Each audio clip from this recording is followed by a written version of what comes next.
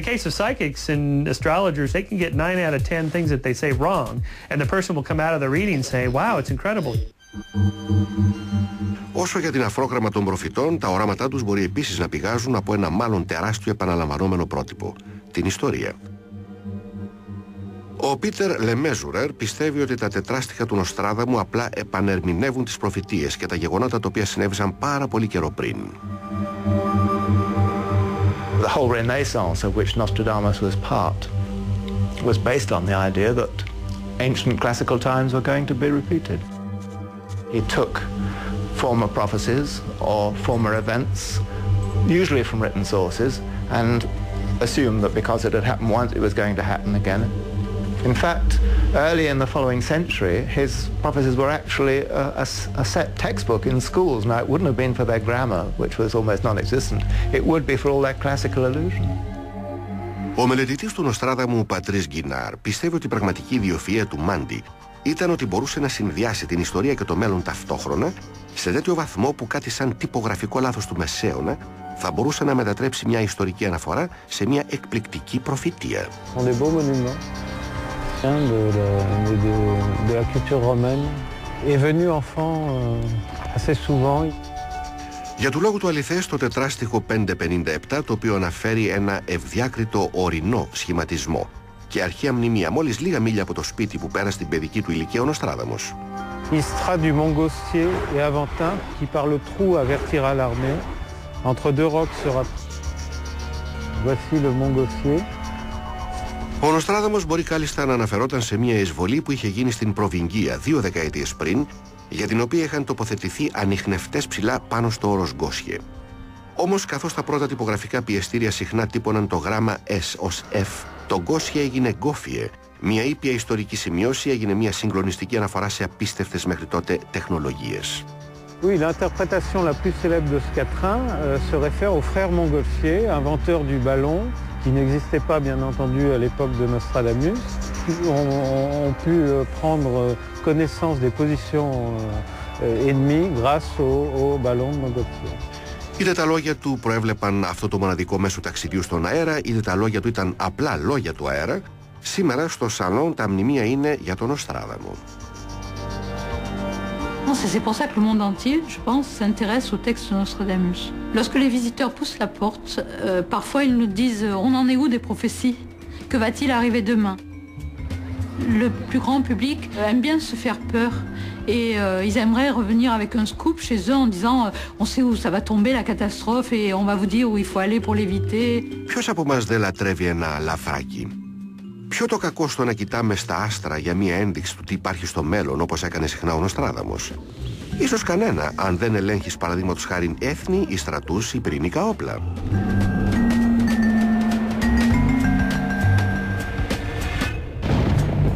Οι άνθρωποι έχουν χρησιμοποιήσει τα πάντα, από τον αφαλό μέχρι το ελβετικό τυρί, για να δουν τι επιφυλάσσει το αύριο. Όμως αν υπάρχει μια τεχνική ιονοσκόπησης που τις ξεπέρασε όλες, βρίσκεται στις τακτικές κινήσεις των πλανητών και των άστρων, η μέθοδος που προτιμούσε ο ίδιος ο Νοστράδαμος. By attaching astrological information to some of his prophecies, Nostradamus was suggesting that he could put a date on all his predictions if asked.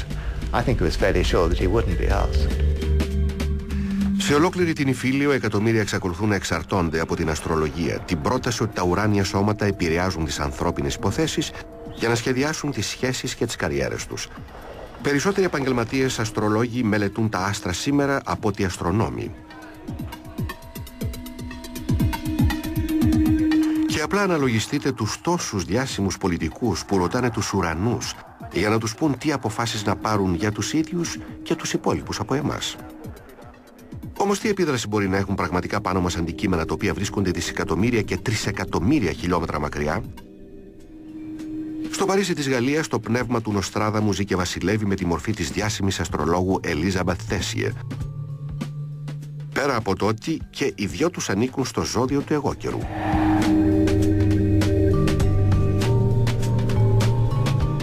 Περίπου 400 χρόνια ύστερα από την εποχή που η βασίλισσα Εκατερίνη των Μεδίκων βασίλευε σε αυτά τα μέρη, η Τέσιε προσέφερε αστρολογικές συμβουλές σε έναν άλλο Γάλλο κυβερνήτη, τον πρόεδρο Φρανσουά Μιτεράν.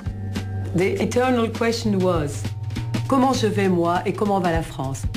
How I am? And how is France?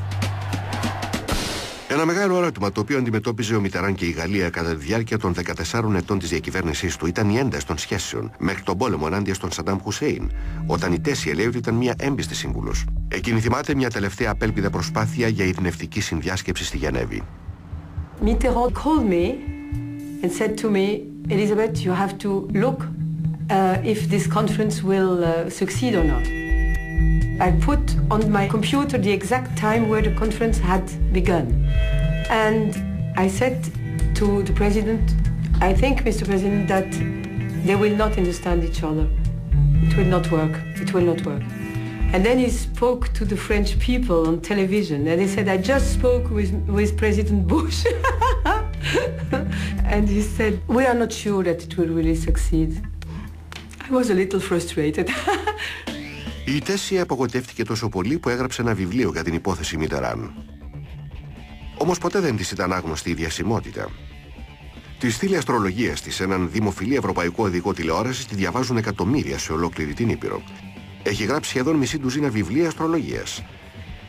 Και το 2001 προκάλεσε μια ήπια καταγραφή στη Γαλλία όταν πήρε ένα διδακτορικό από τη Σορβόνη, το παλαιότερο και μεγίστου κύρους πανεπιστήμιο στο Παρίσι. Το πτυχίο της στην αστρολογία στην σύγχρονη κουλτούρα της απονεμήθηκε από το τμήμα κοινωνιολογίας. Όμως η Δόκτωρ Τέσιε θέλει να το αλλάξει αυτό. Η Σορβόνη σταμάτησε να διδάσκει αστρολογία το 1666 και εκείνη πιστεύει ότι είναι πλέον καιρός να επανέλθει. Oh yes, of course, I'm fighting for that. It is the most ancient science in humanity. Astrology shows your strengths, your weaknesses, your ambitions, your relationship. Sometimes you see people, you say, it's not possible. She is so ugly and he is so wonderful, bright, etc. He could have any woman. But if you make the charts, you understand everything. Because the Mars of the one is on the Venus of the other one, and this is sexual love and attraction. It's amazing the complicated structures that try and elevate astrology to the status of a science. Ο Δόκτωρ Μάσε είναι ένας αστρονόμος στο βασιλικό αστροσκοπείο του Greenwich της Αγγλίας. Η τοποθεσία που χωρίζεται στα δύο από τον κύριο Μεσημβρινό καλωσόριζε τις αστρολογικές διδασκαλίες όταν χτίστηκε το 1675. Αρκετές εκατοντάδες περιστροφές γύρω από τον ήλιο φαίνεται ότι το άλλαξαν αυτό. The ancient idea of astrology was based on the fact that some of the objects in the sky, the moon, the sun, and the 5 naked eye planets moved, whereas everything else in the sky basically kept still. You would look at the sky at the moment of someone's birth, and then you use that to try and make predictions. Ο Μάσεϊ παραδέχεται ότι οι πλανήτες όντως έχουν επιδράσει στη γη και τους ανθρώπους πάνω της. Εξασκούν βαρυτική έλξη και αντανακλούν το ηλιακό φως εξαιτίας του οποίου μπορούμε να τους δούμε. Το ερώτημα είναι, μπορούν αυτά να επηρεάσουν τις τύχες μας? Όταν ο Άρης βρίσκεται στο πλησιέστερο σημείο του προς τη γη, είναι περίπου 80 εκατομμύρια χιλιόμετρα μακριά. Γι' αυτό, αν χρησιμοποιήσουμε την εξίσωση του κρυφού αστρολόγου Ισαάκ Νιούτον για να υπολογίσουμε τη βαρυτική δύναμη του κόκκινου πλανήτη στη γη, για παράδειγμα, όταν γεννηθήκατε είναι περίπου το 1/150 της βαρύτητας που εξάσκησε πάνω σας ο γυναικολόγος της μητέρας σας. You know, these influences are negligible. The movement of people around you washes out all the influence of the planets. Και η επίδραση του φωτός από τον Άρη? The light of a sunny day, the light of the light that you've got in the room if you're watching this program at home, all of these are at least thousands, in fact at least millions of times brighter than the brightness of any object in the sky. Οι 6 λάμπες πάνω από το κρεβάτι του θαλάμου τοκετού θα έλαμπαν 160 δισεκατομμύρια φορές φωτεινότερα. Well, if an astrologer argues that the force that influences people on Earth is neither gravity nor light, then what are they left with? You know, I mean, frankly, it must be an undiscovered force. Σε αυτό το θέμα, ο αστρονόμος Μάσεϊ και η αστρολόγος Τέσι